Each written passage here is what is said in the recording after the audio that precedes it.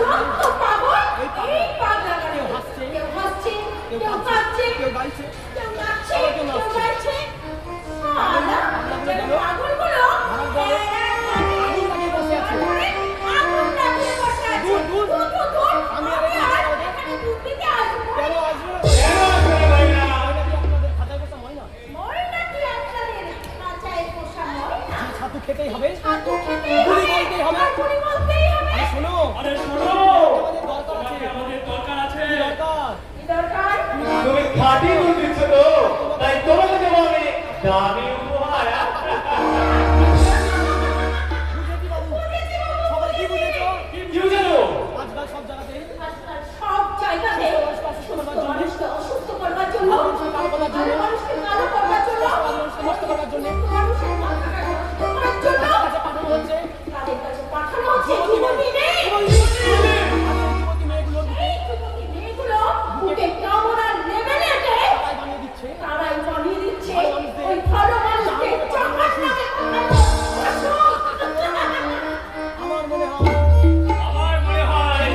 ওই মেয়েটা ডাক্তার অনুপমের আর কাটি কিন্তু আপনার ভাই পরিচয় একাই সবকিছু মাটি করে মাটি প্রায় হসপিটাল গুলো আপনারা এইরকম মানুষ করার গাড়ি কিছু মনে করবেন না ডাক্তার বাবু আমার মনে হয় এই হাসপাতালটা যেন আপনার নিজস্ব প্রপার্টি তাই না আপনি তো ডাক্তার মানুষের সেবা করবার জন্য আপনি ডাক্তারি পাস করেছেন তাই একজন ডাক্তারের বিরুদ্ধে ওদের এই কথাগুলো শুনতে আপনার লজ্জা করলো না কিন্তু করবেন না ডক্টর রবি আপনি ওদের পাপ চক্রের মধ্যে মাথা বলাবেন না কোনো উপায় নেই স্যার পুরা কোনো ভালো মানুষকে ভালো ডাক্তার রবি সরকারি কি বেসরকারি সব ডিপার্টমেন্টের বই একই ছবি আপনি ওদের সাথে একবার করতে পারবেন না স্যার একবার করতে পারবেন না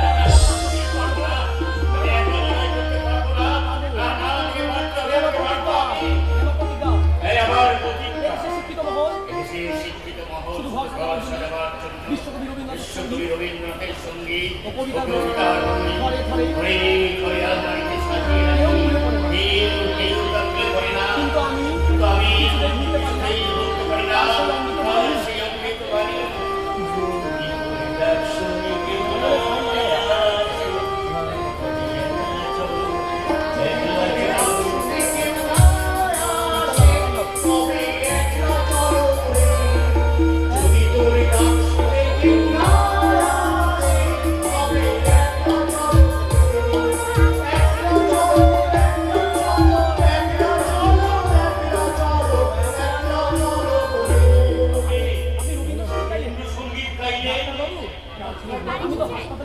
আমি তো হাসপাতালে নায়িকা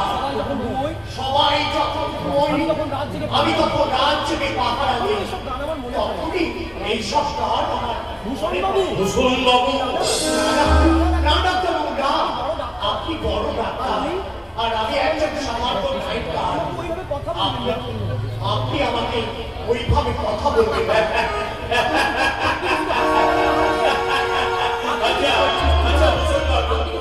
আপনি কি শুধু হাসপাতালে পাহারা দেন এর বাইরে আপনি কি কোথাও পাহারা দেন এই ডাক্তারবাবু সবারই চোখের আড়ালে আমি আমার সংসারটাকে পাহারা দিই আর সময় পেলে আমার এই গ্রামটাকে আমি পাহারা দিই কি বলছেন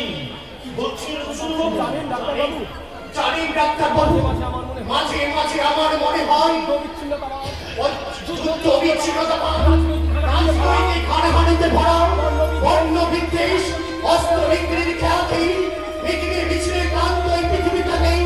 আমি যদি একবার পাহারা দিতে পারতাম